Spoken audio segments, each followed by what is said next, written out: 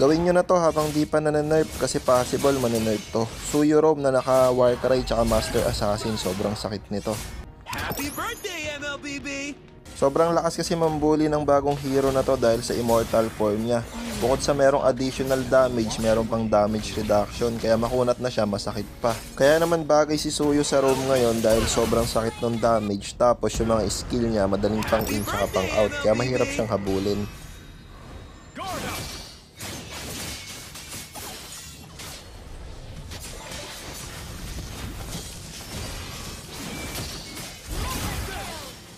Happy birthday, MLBB!